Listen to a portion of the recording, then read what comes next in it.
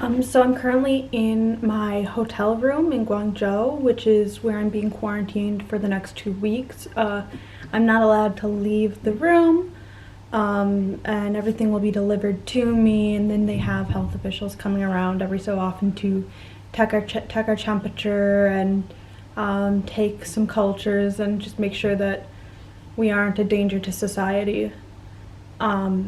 So I left China on the 24th of January with a regularly scheduled trip.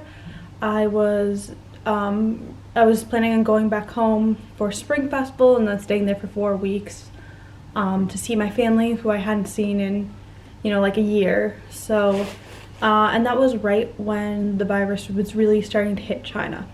And so I got out pretty much just in time. I know I have a number of friends and colleagues who had to rush to get trips so they could get back to their home country, and I already had this booked in advance, and so I didn't have to worry about that. But my trip back to China was pretty quickly canceled because America didn't want people traveling to China to control the disease. So I made the decision, rather than staying in America, to go to Bali, where I had some colleagues, and stay with them and work from someplace that was in the same time zone, and then I could more easily go back to China once the situation was a little bit safer. So after 2 weeks in Bali, we went to Malaysia. Malaysia is known for having better internet, and with teaching online, it was really important that we had a solid internet connection. And so we stayed in Malaysia, and I was going to go back to China on I think like last week or the week before, right when China or Malaysia put a ban on people entering the country and leaving the country. And so with the ban in Malaysia, it prevented any foreigners from coming into the country and any Malaysians from leaving the country. And I'm a foreigner, so I legally could leave the country, but the problem was a lot of flights were being canceled because they no longer had people to go on them. So I was not able to take my flight out, and I stayed in. The plan was, okay, well, I'll stay in Malaysia because the ban was only supposed to be 2 weeks, and then once it's lifted, I'll go back to China. And then last weekend, so about a week ago, we kind of got the news that, okay, you need to get back to China right now, or else it would affect sort of how our pay. And I'm not going to go into details of that, but I had a sort of timeline where you need to get back to China by this day. By Wednesday was the day they were talking. So I scheduled a flight on Tuesday to fly on Monday we flew from Penang, where we were staying, to Kuala Lumpur. Then we got a hotel for the night, and then the next day we were going to fly out to Taipei, Taiwan. But then we got notice from Taiwan that they were closing their borders to everybody, even for transit flights. So when we were in Taiwan, the plan was we were going to go there, we were going to stay there, and then not leave the airport because it was just a transit, it was just a connecting flight, and then go to Beijing. Unfortunately, they closed flights for that.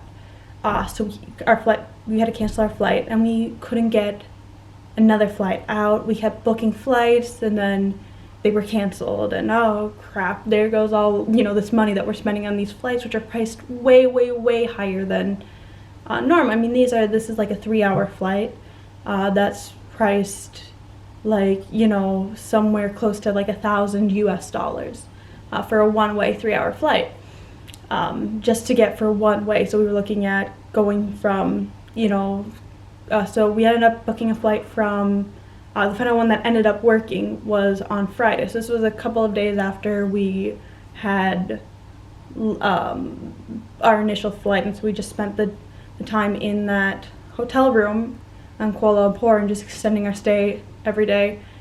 And on that Friday we were able to fly out. So we at 5 a.m. got up and left the hotel to drive out to the Kuala Lumpur airport. Anybody who's been to Kuala Lumpur will know that the airport's actually really far outside the city. So, and granted it was really early and we're under, you know, movement restrictions, so traffic was pretty good.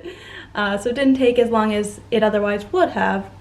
But our flight was leaving at 8:50, so we left at 5, and it was a pretty full flight. We went through the like butt luggage and stuff, you know, got checked in, and they said, so you've got a connecting flight in Guangzhou? We're like, yeah. They're like, well, you're not gonna make that because Guangzhou just released a policy that you have to do a 14-day quarantine in Guangzhou even if you're just transiting. So whatever. So we go and we take our flight, and then we were expecting that, you know, we'd heard that, okay, people are spending like 6 hours going through, you know, like quarantine and processing and stuff. So we were expecting that, but the next, from the time we landed to the time I left the airport was 17 hours.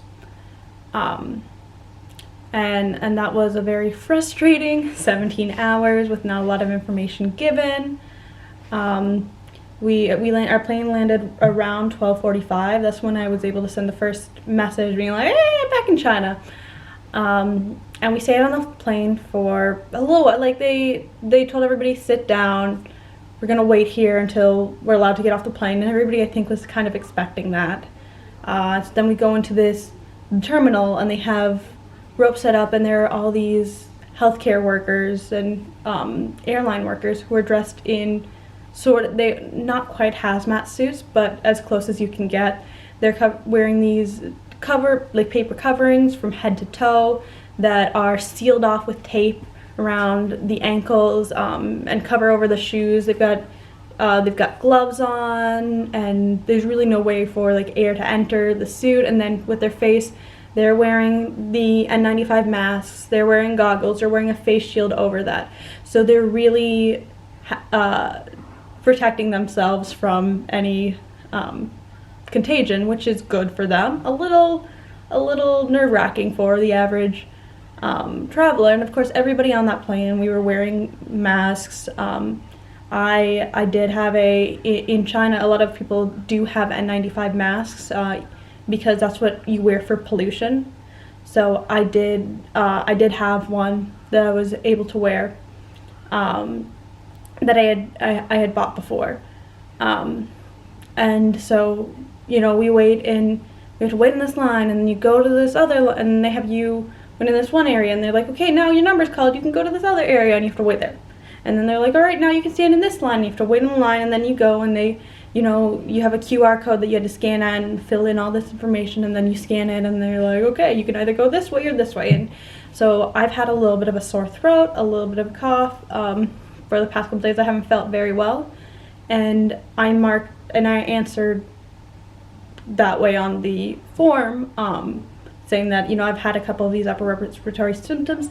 They're very mild, but it is, and I've had a number of people say, oh, why don't you just lie in the pharmacy, wouldn't have them, and it would have made my life so much easier, but I wouldn't do that because that's giving wrong information, that, like, they're really just trying to prevent the spread of the disease. I may or may not have the disease. I don't know.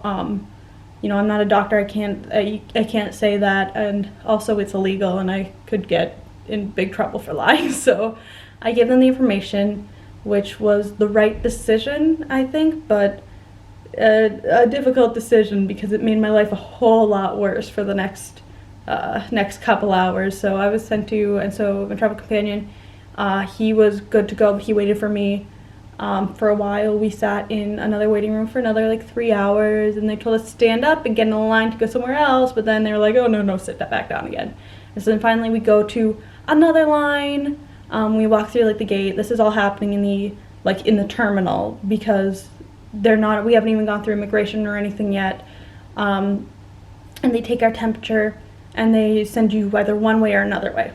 And so I go and I take my temperature, and my temperature was at 37.3, or like 99 degrees for in terms of Fahrenheit, which we wouldn't consider a fever. I mean, that's, if I went to school and I said, oh, I have a 99-degree fever, they would be like, you don't have a fever, sit down, go back to class.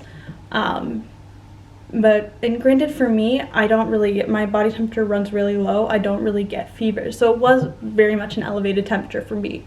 They didn't really care about that. It didn't matter anyway. They sent me off to the one direction, my companion off to another direction, and I was put in the sick people quarantine place where I had to give them my passport and just wait for hours without any information. They didn't tell me what I was doing. They were going to do tests. They were doing some, I had to fill out some forms. And I'm the only foreigner there at this point, and there's nobody who speaks English. And my Chinese is pretty good, but I hadn't eaten anything since 7 in the morning. And this was coming around like 3 or 4 p.m. They didn't have food. They didn't have water for us. And I wasn't in like the best mindset. So I had to fill out these forms in Chinese, which was basically like a Chinese test I did not know I was going to be taking and was not able to study for. So that was great. And we went through that, and eventually it took a couple hours of going to one place and another place and then waiting in one place, one other place, waiting, and then they go and they're like, okay, we're going to take some samples. I go and I complain and I get to flex my Chinese muscles again, which I haven't done in a while, being like, I've been waiting for 8 hours, I haven't taken any tests or anything like that. And so they go and they take a throat swab, and then they take this really cool like stick and they stick it up your nose, and you think you know how far back your nose goes, but you don't. They stick it way far, and I knew that they were going to do this test. And I was like, I've had this tested before. I've had a nose culture before. I know how this is going to feel. And I did not know how it was going to feel. She just took it back my nose. And I'm like, oh my God. And then they went and they took a blood test from me. And I've had a lot of blood drawn before. I've had IVs put in. I'm really good with needles. And I don't know what they did, but it hurt way more than it should have. And so then we waited for a little while, and they said, okay, go out and wait at this other place. Don't move. Just keep seated. Just keep where you are. We're going to come get you soon. And then after a couple of hours, which is not how I would define soon, they got us and took us to another place where we waited again. And then they processed our document. And so one of the fears that I was having, we arrived at 12:45. And starting at midnight, China had enacted a new policy where they were going to, anybody who, if you were already in the country and already processed in the country, you would be fine. But if you weren't in the country, your residence permits or your visa would be temporarily suspended. You wouldn't be allowed in. So I was on a time crunch that I needed to get through immigration by midnight, or else I wouldn't legally be allowed in the country. And so I think around 10 or 11, after, we got really, really close. They gave me the stamp and I was legally allowed to be in the country, so that's good. It means my residence permit is still valid, and I don't have to try to figure out how to get, anywhere else, because nobody really is taking foreigners right now. And then they took us to this other waiting room because we can't join the general population, because even if we aren't sick, we've been exposed to people who are probably sick, so we have to go to this other little waiting room, terminal thing, and quarantine there for a while. What they were gonna do, they were gonna take our temperature 4 times, and we had to be under 37, and then after that we would be allowed to go somewhere else. But they didn't give us any information. We were given no information about the time or how long it was going to take. At one point I was told that I was going to be taken to a hospital and be quarantined. And just absolutely no information. So I was there for, by the time I left that area, it'd been about 14 hours that I'd been in this airport. So I spent a real long time in that little quarantine place, which was awful. And everybody was really, really angry. And just the people who are working there, they were treating us like they really didn't have any compassion or anything for us. They were sit down. They wouldn't give us any information. I remember there was this one lady, a couple of people were like, hey, you guys still have my passport, I need some information, I need to know where I'm going to go. And she just rolled her eyes and just continued texting, which was really just, I was very upset about that, because obviously you know, you get a lot of people who are scared and haven't had any information, and I feel like we were owed a little bit of information. We also haven't been offered food or water. Like, and so this is at one point they did give us, there was a little place where you could fill up these little cups of water. So, I mean, I guess that's good. And then they gave these little dry crackers, but that's not real food. Like, that's not, you know, you can't order in. There are no places where you can buy food. It wasn't even a thing where we were able to buy food. This was just not their concern. So finally, I fought my way onto a bus, and I'm like, yes, finally I'm going to a hotel. And they took me to another terminal where I had to wait for another hour and a half to get on a bus to go to a hotel. And so my travel companion had picked up all my luggage. So I didn't have any luggage, and I wasn't sure how I was going to get it because he'd already been taken to a hotel, and I couldn't go to that hotel because all the buses had already left for that hours ago. So I get on the bus. It is like 5 in the morning. I haven't slept. And we drive to a hotel, and then I'm told when we get to the hotel, you aren't allowed to get off, you're not allowed to go to this hotel because you're a foreigner, you have to stay and wait, and then we'll take you to another hotel. So all the other people on the bus, they get off, they get processed, and I sit there and wait, and at this point I'm just gonna sleep on the bus. And then they take me to my hotel, which is where I'm currently at, and I ask, hey, how am I gonna get my luggage? I talked to the people at the airport. They said that we could help try to arrange something where my luggage can get delivered. And they were like, oh, no, you can't do that. You need to just buy 2 weeks of clothes. And I did not like that answer. So eventually it did take, you know, so yesterday, so this is my second full day in the hotel. By the end of the day, they were able to get me, yesterday they were able to get luggage to me, which is really, really great. I mean, the people at this hotel, this is a tough situation, and this particular hotel, they've been really great. It's the Guangzhou Seamen's Hotel, or Seamen's Club. And so, like, this lady she speaks English, and she's sort of been kind of taking care of me. She personally drove out to where my luggage was and picked it up for me and delivered it to my room. So I'm really grateful for that in this sort of awful situation. But that's where I'm at now. I am in this hotel room for the next 2 weeks, and then I will be able to go back to Tianjin. So it's been a really difficult time, but at least it seems to be getting better, and so I just wanted to give a little update of where I'm at.